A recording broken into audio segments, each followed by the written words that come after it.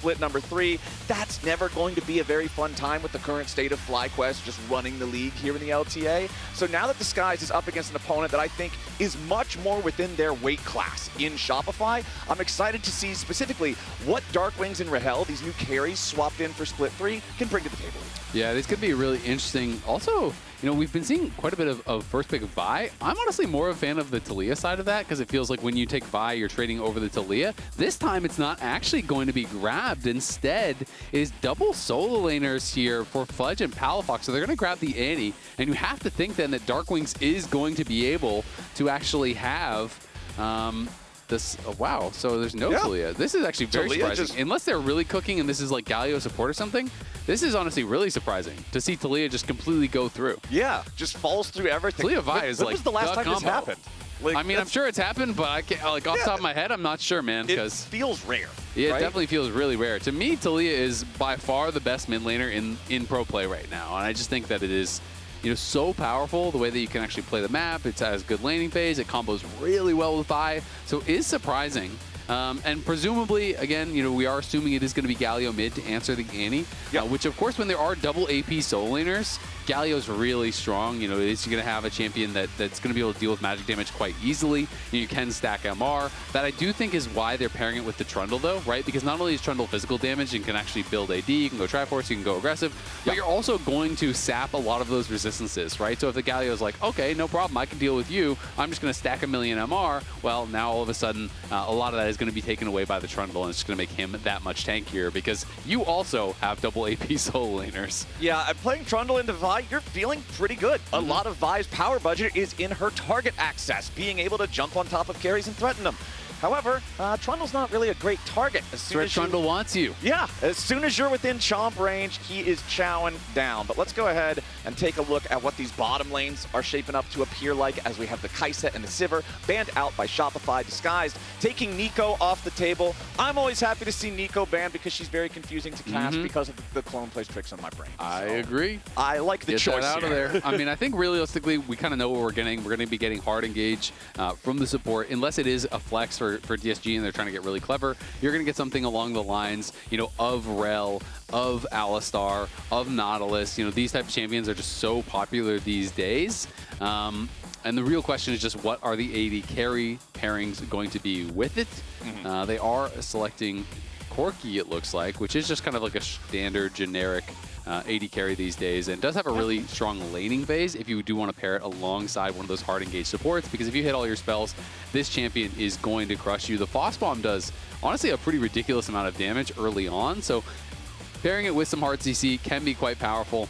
And it is going to be able to give him a little bit of poke as well when you are kind of blind picking here. And I really do want to see that hard engage for the support role, not just because of the fact that it pairs well with the Corki, but because you don't have really powerful engage in top lane or in jungle. Obviously, you have Annie with the Tibbers, but I want to see a little bit more than that. And also considering, I feel like we talk about this all the time when Shopify is playing, Contractz and Seos roaming around together as a two-man duo to make the plays, make the ganks, find the picks for Shopify, I think is one of the core tenets of their success. So I want to see Seos on something that can team up with the Trundle and just go around, bonk some heads. So we're going to get the Bard from Huhi, which I do actually really like. Because they already have the Vi, I don't think that they need to have, you know, the hard engage kind of go button from the support. You know, I was honestly still expecting that they would go for it, just because it is kind of so common in pro play that people just default towards that. But Bard getting more popular. Busio has been styling on people on this pick. And we'll see if he's going to be able to have a lot of success on it. And especially when you're pairing it with Ezreal, it's such a classic pairing because Ezreal can really stay safe on his own. And that allows Bard the freedom to get out on the map, to try to make plays. And then you kind of have this potential roam squad of Galio moving around the map, you know, with the Vi, with the Bard, attacking side lanes, which could be pretty cool. And on the other side, Shopify did need that primary engage here. Yes, you can have any function that way, but Rell coming through, not a surprise whatsoever. Nope. And it's going to be an interesting one. You know, I do think that there is the potential for Fudge to take over in a side lane later on. You know, on that Gwen, both the Rumble and the Galio will struggle to actually, you know, match him in that 1v1 at a certain point. But I do feel like the comps are pretty even, and DSG is going to have a real shot. They're apparently pretty close in this game. Versus the last time that we saw them back in Split 2. So I'm hoping to see, obviously, the whole squad lock in, play together, play coherently. But Huhi in particular, especially on the Bard like you're talking about, having the opportunity to make the roams, having the chance to set up the plays, that's who I'm looking at. Oh, they are trying to cook on this. So this is actually really interesting. It didn't end up happening, but what they're trying to do with the Gwen walking in from below and the Rell in the pit there is they're hoping that the Ezreal, instead of walking down, would walk to the left and over into where that Rell is, so then the Rell can crash down over the wall and potentially actually find you, force a summon or something like that. So I think that was actually a pretty clever attempt at a level 1 from Shopify. Did not work out, though. All right, so let's go ahead and check in what we've got, because the first thing that I'm noticing, Fudge is running TP Exhaust as opposed to having a flash, so we'll have to keep an eye on that throughout the game here. Yeah, we can see eXyu, this was from the banner selection ceremony here where they picked their opponent for this week. He was talking about Contractz. He said, he's the only top jungler that I can actually beat. I'm always losing to Inspired, I'm always losing to Blabber, but Contractz I can take down. And eXyu is someone that I think we want to see more from. So we'll actually, it'll be interesting to see, if he can turn in a good series here today. But yep, Exhaust up on the top side is pretty spicy. I do think that can be really powerful for these all-ins in the 1v1. So we'll see if Fudge can find an opportunity for that. Castle going towards this phase rush tech, though, is an answer towards that. Especially, it's good against Gwen, period. But when you're against Gwen and Trundle, it's like Trundle ganks are just slows with Pillar, right? So proccing phase rush, you can kind of just run straight out of there. And phase rush is honestly just getting more and more popular, it feels like, these days. As Castle's got to be careful. He kind of miscounted on the minions a little bit there, and Fudge gets level 2 faster and does get a good trade. But you can see double phase rush in mid lane, phase rush up on the Rumble as well. It's just getting popular even for Annie. People are kind of feeling like the damage you lose is just worth the trade-off of having this extra powerful utility. It really opens up new angles for how you can play the matchups, doing those quick bursty trades and then getting back out before somebody can find a proper retaliatory response. As both of our supports do also have Summoner Spellbook this game, so like always, I'm going to be looking for creative usage of those. I'm going to see which one of these guys can have the better timings, specifically for things like the teleports, specifically for things like the smites at the right moment to try to steal away an objective, maybe make something happen through that. But right now, it's not really a whole lot going on here early, as both our junglers are on opposite sides of the map, finishing up with their full clears, about to do their second buffs. Yep. Just going to be pretty standard stuff, but you can see eXyu actually was pinging up towards topside, and he did skip his blue buff, so trying to get there before Fudge can crash this wave. Okay. And Fudge could be in a lot of trouble. Yeah, Fudge gonna have to look out for that Vault Breaker, because here it comes. eXyu arrives, one more hit's gonna get it done. First blood over to Disguise. Yeah, Fudge just realizes at that point he has no flash, there's no way he's gonna get out of there, so he just focuses down the wave, gets the crash, which is the important thing. But today, we are going to be doing a little bit of grading for some of the newcomers here. Okay. This is going to be a report card that we're going to be filling out, okay? So, do they win lane? Are they up CS? Are they making a good play? Are they outperforming their opponent? So we're going to have to grade on this. This is going to be a group project, Flowers. I'm honestly kind of down for this because I'm not the one getting graded. This is going to be way better than normal school. Exactly. We get to grade, but we have to do the grading together. Okay. This makes it so that if our grades are bad, I can blame you. Right. Exactly as a group project is supposed to be conducted. That is why God invented group projects. You have someone to defer responsibility onto. Somebody has to be the sacrificial grading mechanism. Exactly. And that's, I'm happy to help here with the group project. But likewise, you can also blame me. Okay, so we'll just both blame each other. Yeah, and no one will accept any responsibility for what we've done. This sounds fantastic. Palafox now might have to accept responsibility for this gank, as Huhi is going to show up, put a little bit of damage on him, but honestly, there's not a whole lot of punishment here. It's not like you're going to get the binding into the wall there to lock him up for an extended period of time. So Huhi's gank mostly just going to be to help Darkwings get this shoved up, get this shoved out, throws a couple of, I'm always going to call them hot cocos. I know they're caretaker shrines, but I feel like almost everyone uses the Snow Day Bard, and I'm just too used to it. Yep, that's fair. That's absolutely fair.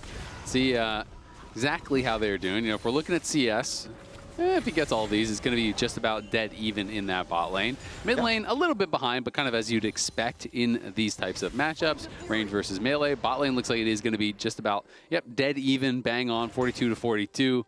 So Rahel laning well there against Bvoy and Seos thus far. And they do have that little early advantage they got from that kill on top side. So things looking pretty good for DSG.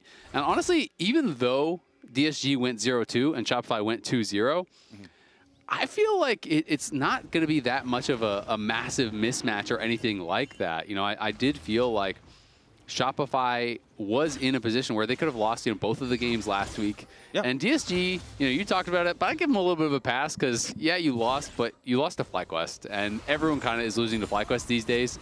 Really the only team that could compete with them last year, or last split, I should say, was C9. And then Shopify did take a couple games, but those were the only two teams out of the entire split that even got a game against FlyQuest. I mean, when you're up against FlyQuest, you look at the schedule, you just kind of see the scheduled loss incoming, and you bounce off of it as good as you can. You see, all right, let's take away whatever learnings we might be able to find and then come back better next week. But right now, Shopify Rebellion have started up this first Drake of the game, just a little bit after 6 minutes on the clock, as Disguised is going to walk up and try to potentially contest for this. eXyu nearby, Drake down to about 1,500 HP. Contractz close in, and it will be secured by the Trundle. Now everybody on Disguised, ready to dogpile in, but Rahel's already got the first kill. They're on to Seos. Shopify Rebellion trying to get away from this one. Contractz takes a bite, but it's Huhi eating good. 3-0 in kills for Disguise. Yeah, nicely done. Disguise coming up big at that fight. It was secured, the Dragon, by Contractz, but still,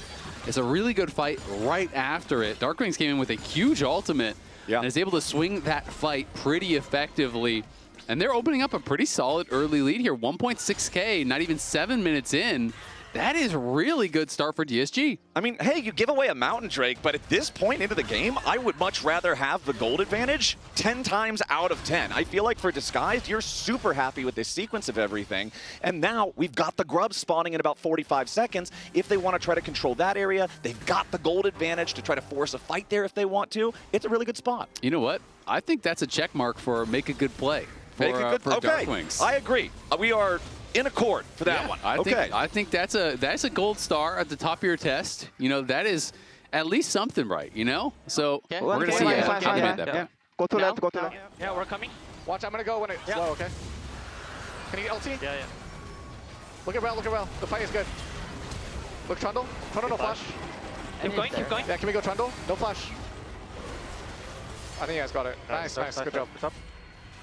Maybe.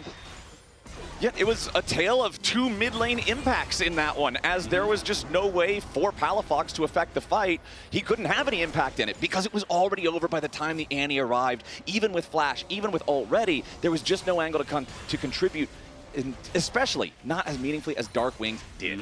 Now, eXyu starting up the grubs. First grub secured.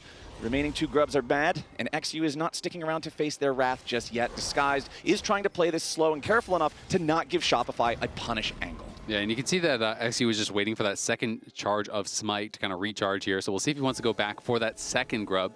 Even if you don't get 3, if you get 2, that does count as an objective taken towards those feats.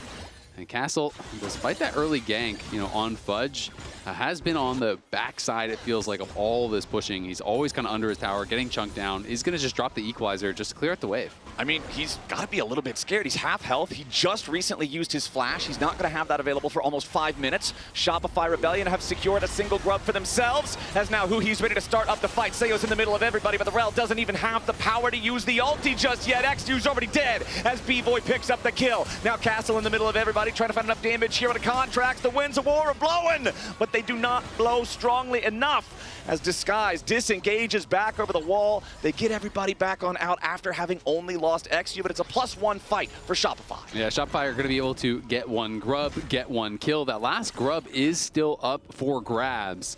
But DSG, have to be a bit careful here. Castle will play it safe enough, checks that brush with the Electro Harpoon. You can see eXyu running back out towards that top side, so we'll see if anyone actually wants to start up that grub and try to grab the second one. Looks like eXyu skipping his camp, so he's going straight there. And we can see Contractz is down on that bot side, so if eXyu is to start it, it should be their grub to get. And I feel like that fight could have gone even better for Shopify. The big difference there, Seo's not level 6 compared to Huhi having the Tempered Fate available on the Bard. I feel like if Rell has Magnet Storm here, could be a different situation. Yeah, absolutely. We will see this fight one more time here. as Huhi does start it off with the Bard ulti, but it's only on Contractz and doesn't really get much done. And then you can see over on the side, eXyu went for this engage, but Galio ult is not up and available. Equalizer was not up and available. There was no way really for the rest of his team to actually follow through on that engage. So yes, he goes in, but he just kind of gets zeroed out by the Tibbers and knocked down pretty easily.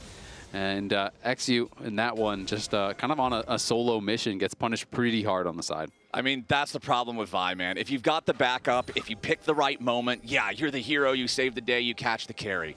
If you pick the wrong moment, if you don't have the backup, you're the delivery food driver and making sure that the opponents are being well fed. Unfortunately for eXyu, that one backfires, but he does still have 100% kill participation. It's not like it's been a bad game from him so far. Fudge now in a little bit of danger. Huhi firing off the Tempered Fate to save him a couple of turret shots as Fudge has to try to kite away back from his own turret. Seos wants to come up here and help his top laner. Fudge is buying a lot of time, but not enough. eXyu claiming kill number 4 for Disguise. Yeah, well done there by Disguise. Huhi just turns off the tower, so all Fudge can really do is just kite out away from that tower, but there's not enough time for Seos to get in and actually bail him out of that position. So does about the best he can, but still at the end of the day, it does go down. Yeah. And the pressure on the side lane has been pretty effective. You know, they got that early kill on Fudge. They take him down once again.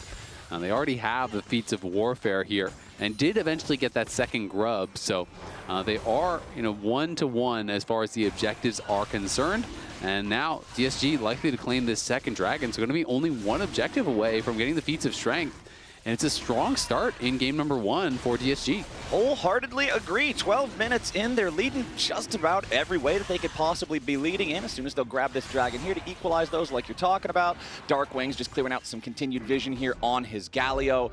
I'm liking what I'm seeing from Darkwings on the Galio so far. Just want to make sure that as they keep going forward, they're syncing up with the Vi. Fudge once more in danger. Castle and Huhi putting in some good work at a health bar there, and now Castle should just be able to cook him up. But Fudge, he drinks his potion, he barely gets away. Yeah, Fudge is going to be able to survive. Whoa, that Ezreal ultimate almost tagged him as well. The exhaust paying dividends. But this is the problem when you do play no Ghost, no Flash on the Gwen. You know, when you're playing Ignite DP or Exhaust DP, it can be pretty dangerous. You really are susceptible to getting attacked in these side lanes. And they have been putting the pressure on him. This time they just barely don't have enough damage to actually finish him off. But still, they do force him back to base. They force out the TP here from Palafox, and it's a good bit of pressure. You know, Huhi has been quite active on the map. Rahel has just been farming well, kind of chilling. He's scaling up on his own, and it's been pretty effective so far on the Bard. I mean, with the Gwen situation, you're painting a giant target on your back, taking that extra combat summoner spell. It's up to your opponents to punish it, and I like the fact that Disguised is focusing on that. I like the fact that Huhi is kind of doing exactly what I wanted to see from him this game. He's getting out of the lane, he's roaming around the map, he's trying to affect things early and often. He's already got his Mikhails fully completed now too, which I think is a fantastic purchase, especially considering if Seos isn't around, the only real CC threat is Palafox. Mikhails can have a lot of value. Yeah, it's going to be interesting to see how much he can get. You know, if you're positioning properly and you can get an instant Mikhails on the Annie stun, then that is going to be pretty valuable. Obviously, you can do it on Shattering Strike or something like that, but usually the crash down and whatnot is going to be falling right up to actually, you know, be able to CC you after that. So it's interesting because I do think, you know, there's an opportunity for him to get a lot of value, but it's not like an easy cut and dry one, like when you're playing against Sejuani primary engage or Ashe or something like that, where it's just like, this is the button, you press it on and you get value every time. So I do think he's going to have to be on point because, you know, Annie's stun is not that long. It's like pretty quick. So you have to be right there, insta-cleanse that, or you're not going to get great value. Okay, we've got about 45 seconds here till the Rift Herald spawns, and you can see Disguised in the enemy jungle, seeing if maybe there was an opportunity to try to make some sort of a play up here, but Shopify do have enough men nearby, ready to make sure that Palafox can't get dove, so Disguised are just going to take the option, go ahead and retreat, go back to base, make their purchases, get their wards, and be ready to fight for this Herald, because I think that if you're in this spot right now as Disguised, you want to push this lead. Yep, exactly.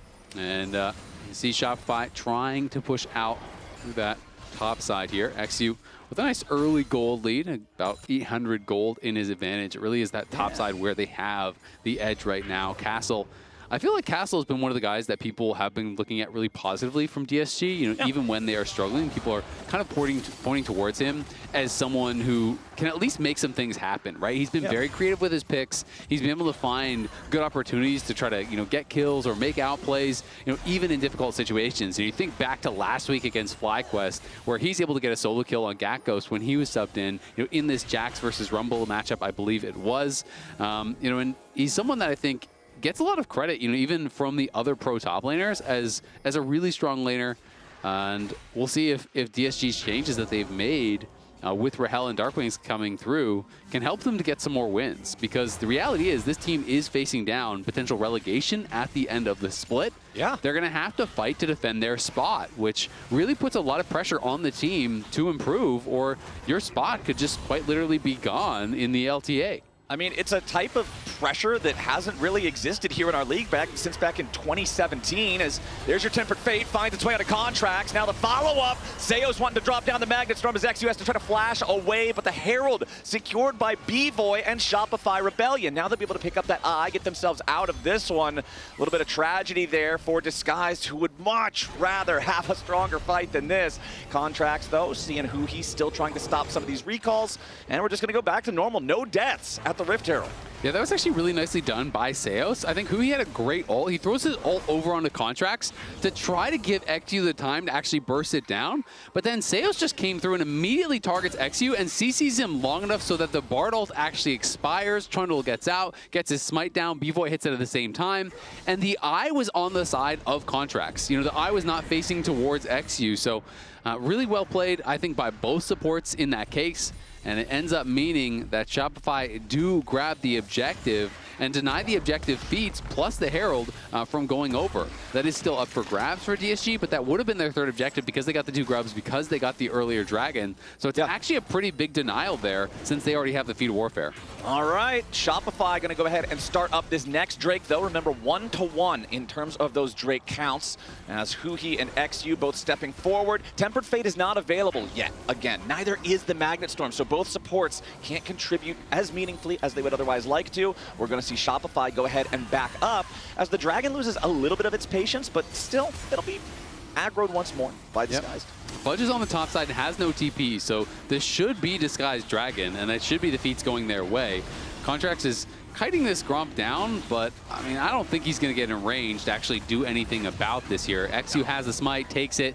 That is going to be upgraded boots there, as Darkwings looking for a re-engage. Yeah, Darkwings might be in a little bit of danger here, but a nicely placed Tempered Fate drops any chance of Shopify following up on that immediately. Contractz is going to try to posture aggressively, step forward a little bit further, but he won't find any more opportunities there at Darkwings' ult. A really nice pillar, though, from Contractz, actually interrupting the E forward from Darkwings. So, you know, as he goes for that Justice Punch, he gets stuffed by the pillar. And then Huhi there to help him get out. And Darkwings, you know, is going pretty standard. We generally see like one tank item into AP. You know, Hollow Radiance into Riftmaker is very common in these kind of matchups. So that is what I'm expecting we're going to get, not only injuries or anything along those lines. But doing well so far. You know, is down a little bit in CS, but not a big deal. Rahel did end up slightly ahead as far as the lane was concerned, so I think that's a check for the win lane. You know, a check for the CS. Not a super convincing like domination. No, but it doesn't say dominate lane. Okay, all right. It's win lane. If I beat you in a foot race by a second or a minute, did I beat you? Oh, we're doing Fast and Furious rules. Yeah. Huh? All right. If you ain't first, you're last, Flowers. That's Ricky Bobby rules. We're getting our car moving. No, we're just going everywhere. We're pulling from all the greats. All over the road. Diesel, from Ricky Bobby, some of the philosophers, the greatest minds of our time, Flowers. I like how we're using the name of one character. Hold on now. Seos is going to be some danger heading his way as he gets cooked up by Castle right there next to eXyu and Huhi. They set the trap. It's easy to find the punish. Disguised now ahead over 2,000 gold after that 5th kill. Yeah, doing really well. I'm pretty sure Vin Diesel is named Vin Diesel no matter what his character is. No, that's what I was going to say, is we're talking about the one character, and then the other one is just the guy. No one's calling him like Dom Moretto or whatever his name is. It's Vin Diesel, brother. All right, you know what?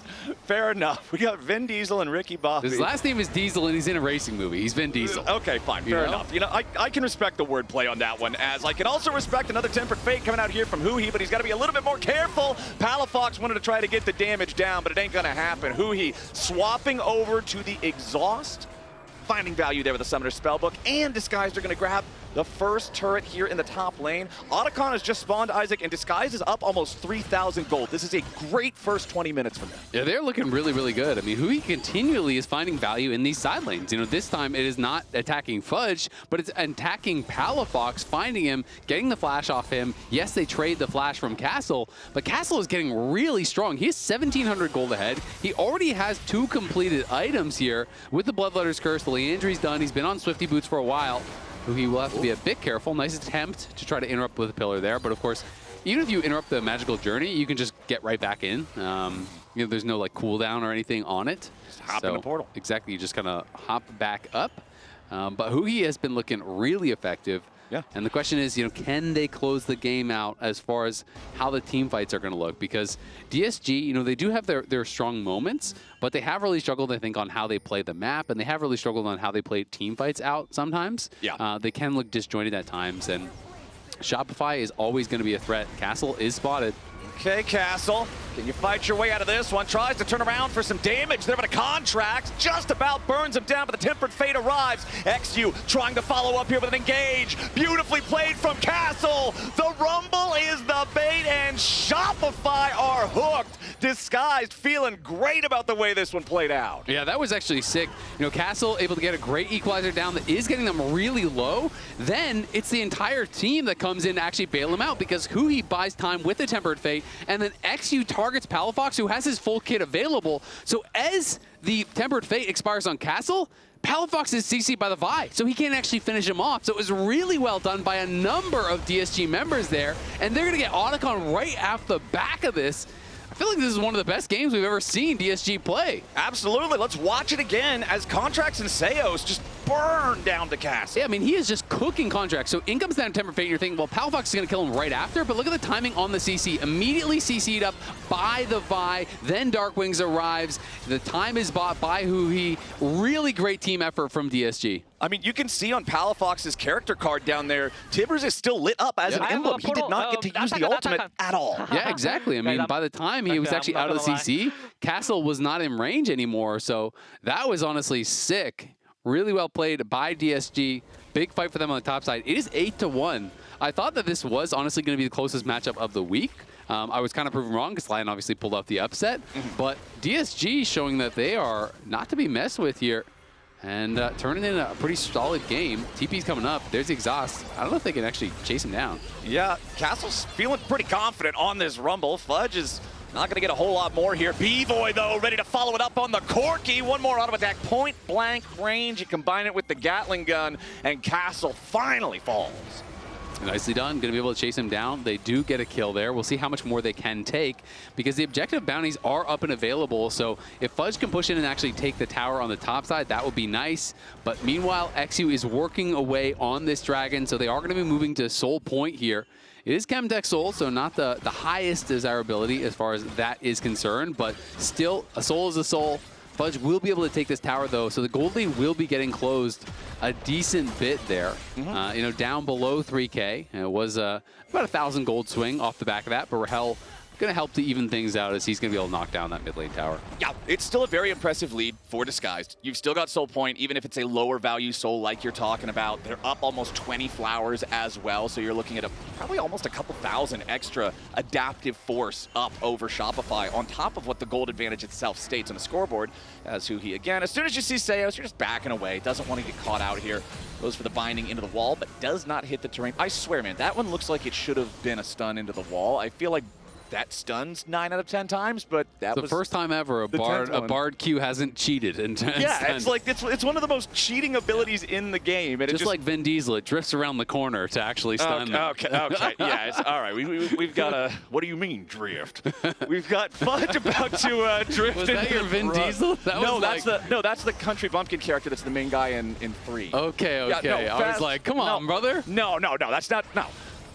The third Fast and Furious movie has different characters.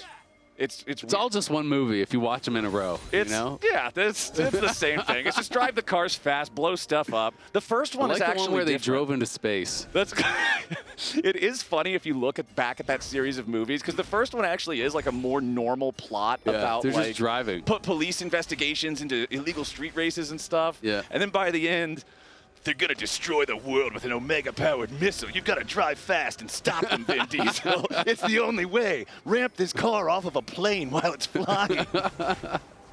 Only you driving into outer space can stop the nuclear missile, which will be launched from the moon, which is actually a car. We've got to drive the moon.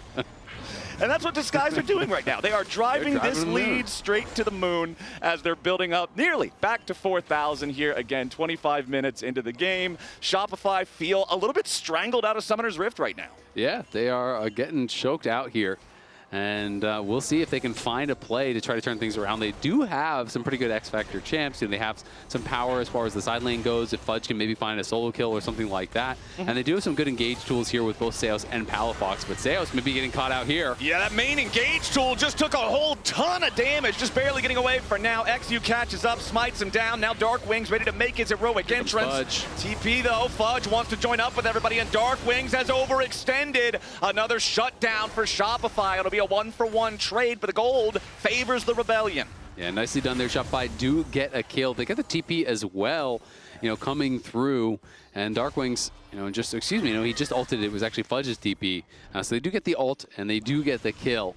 I'm going to be pretty happy about that, but it does hurt to lose both the summoners off of Seos, to use both a flash and a ghost in that moment, and Rell without flash, obviously a lot less explosive, a lot harder to actually find some of these big engages, but they definitely do have the ability, especially with that Trundle pillar. If some people are going in, you can just pillar off the back line or lock in that front line and just focus one person down. Yep. They're not that tanky at this point where they can just find any fight and just kind of auto-win it. And it was a good start to that last fight with the pick there for Disguise, finding Seos. But it's kind of what you were talking about earlier, where for these teams that are lower in the standings, for the teams that generally struggle to close out games, a lot of it is because they don't have the experience, they don't have the expertise when it comes to the later stages, recognizing when to go in, when to not go in, just as importantly. Absolutely. And you can see Rahel here has just been quietly farming up. He is the highest level in the game. He's 16. No solo laner has actually hit 16 yet. That's kind of wild, yeah. And, he's just been basically solo farming the whole time. He's been involved in a little bit of stuff, but mostly he's just been chilling farming. He's 291 CS at 27 minutes, right? So he is just farming heavily here. Has had that second item for a long time and is going to be working towards his third. Bvoy on the other side, though, is kind of the big hope for Shopify. He has their lead right now, and he is very strong. 3-item Corki, not to be messed with. The other players just kind of need to keep him safe, land that CC so he can be free firing, and hopefully for them, we'll be able to get something done as a result. Because when you're looking over, there's very little armor, right? It's the Galio is on Merc Treads plus the Hall of Radiance. There's a little bit of armor elsewhere, but Huhi getting caught out, that definitely sucks. Yeah, Huhi did not want to be there. We've been praising him so much throughout this game, and now he dies with 10 seconds before what would be Dragon Soul for Disguise. The timing couldn't be much worse on that one. Yeah, exactly. Now you're probably going to have to give up that Dragon. This could have been their soul right here. Now Shopify going to be able to buy some time, and you can see that DSG are making the call. We're going to try to make a play on the other side. So they're trying to attack the tier 2 top as an answer. Palafox clearly knows this, though. He is standing very far back.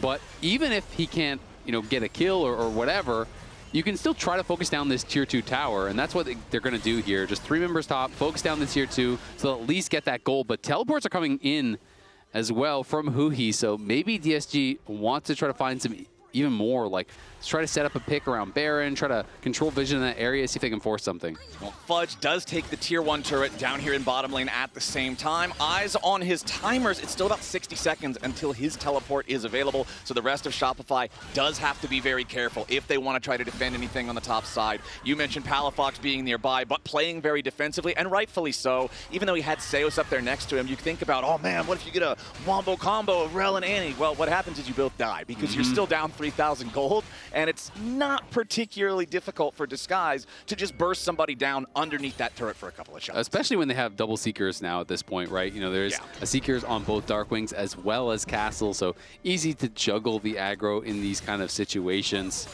And Rahel, level 17 now, did go back to base, finished up that Shojin, has the upgraded boots, so he is very strong. But Bvoy is closing in on his IE. He already has the BF sword as well as the Crit Cloak, so give him a little bit more time.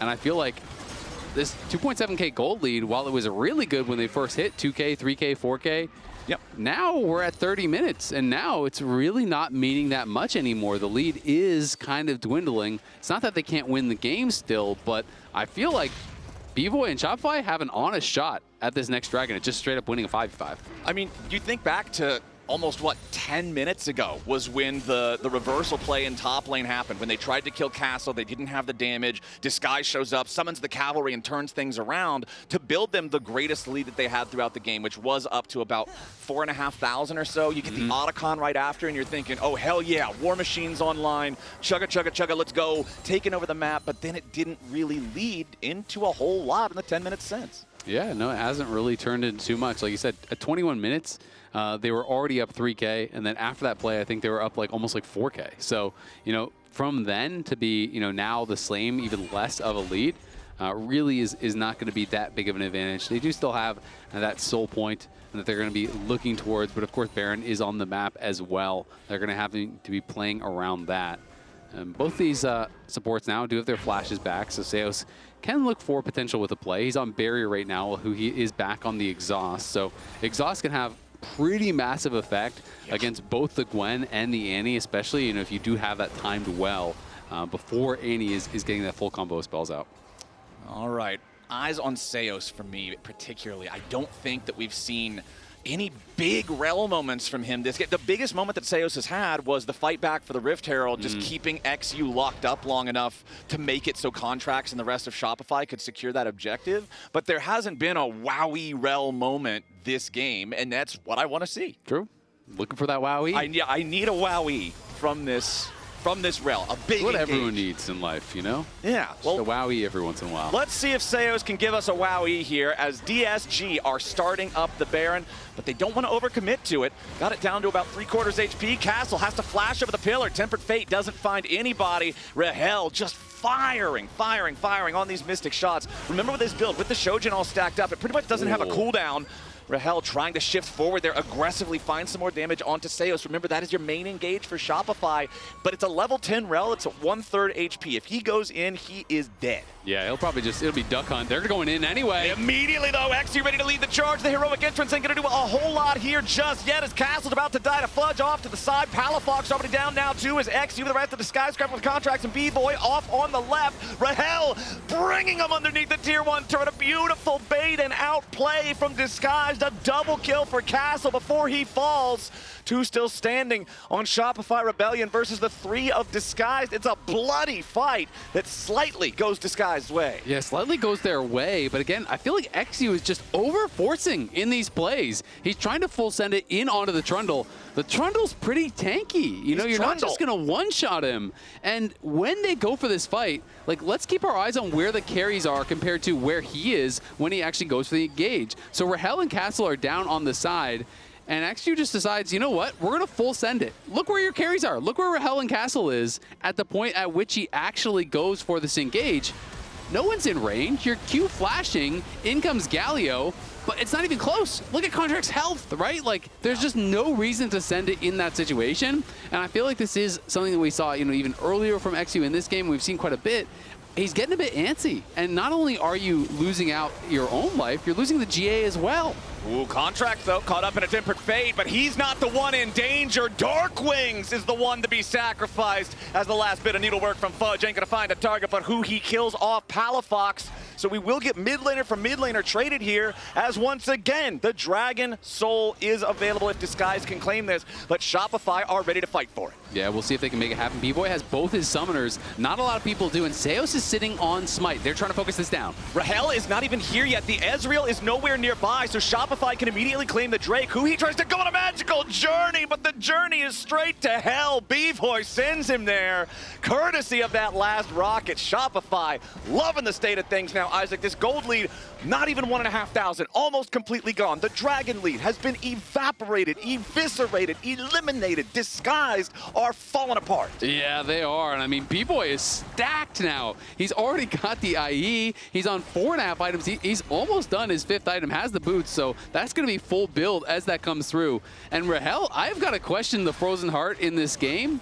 Like, I just don't think that Frozen Heart is really it in this situation. You're the one with, I don't know. Oh, Shopify's deciding to full send it after Rahel, though, who barely gets away over the wall. Now Darkwings, eXyu, and Castle coming in for the massive counterattack. And Bvoy is cooked up. Rahel stays alive. And Disguise turn it around, punishing Shopify. Yeah, nicely done, able to kite out that engage, and they do punish pretty heavily as Shopify go deep onto Rahel. They can't actually knock him down, and now DSG is going to start up the Baron. All right, 5 versus 3 on the map. Fudge dead, Bvoy, the main cannon from Shopify, one of the 2 eliminated, means there's just no way for Shopify to try to fight for this. And now, right when it looked like Disguise may have lost all their footing, how they may have kind of crossed that threshold of now the game is in danger, they bounce right back. Yep, doing really well. They are up 4.4K. Yeah, a couple of kind of missteps in a row allowed Shopify to close the gap, but this time Rahel is just kiting them out, and they really heavily force on this. I mean, this is the ult from the Trundle, the ult from the Gwen, as well as the ult from Rell, all sent onto Rahel. He pops the barrier, doesn't even have the flash, just kites them out, and in comes Darkwings, in comes Castle, in comes everyone, and you can see it on the face of Damonte there, realizing they went way too far. And that one hurts because you lose the Baron just like that again. They have full control of the map. They're going to be pushing here and trying to extend the gold lead. Even larger lead than it's ever been. Okay, Huhi's off to the side. Keep your eyes on the board for the Tempered Fate to try to continue pushing things forward. Disguise. The big thing about that last fight, too, because Shopify was so overextended, it was so easy for eXyu to finally pair up with everybody else and get the dive target that he wanted. Now, Bvoy taking continued poke here from Rahel with these Mystic shots. They've got the 1 empowered cannon minion, but meanwhile in mid, Castle has escorted the next wave up, so it's pressure in 2 places here from Disguise as they continue slowly whittling away at both these tier 3 turrets. Yeah, pushing in both of these lanes, and we'll see how much they can get done. Rahel, is stepping forward, just kind of poking away, not really able to hit the tower just yet. They're going to drop the Tempered Fate, though, and now the tower will fall. Okay, tower out of the way here in bottom lane. The base has been broken, and Disguise do not want to stop here. Rahel continuing to find those auto attacks, wear down the HP of this inhibitor, take the first inhib, and come that much closer to securing the first win here in this best of 3. As Castle opens up the mid lane inhib to be the target next. Rahel going to find a little bit of damage on that first Nexus turret, knocks it down to almost half. Darkwings popping the stasis, trying to stay alive here for the very front line as they engage back onto Bvoy. The Corki is down, and Disguise have found their main man. Now, everybody else on Shopify scrambles to stay alive, but Castle just does way too much damage. Shopify fought back as good as they could, but after 37 minutes, Disguise proves triumphant to take game 1. Nicely done by DSG, getting a win. They got to pick their opponent coming into this week, and it looks like so far they have picked well, taking down Shopify in game number 1. And honestly, a really good performance overall. Yes, there are some things to criticize. Yes, there are some mistakes. I really love the early play, though, from Huhi and Castle in those side lanes. Loungers, what did you think about it? I think they did look better last week, and they definitely look better this week. Yeah. Getting the win is agree. what matters. Congratulations there to DSG.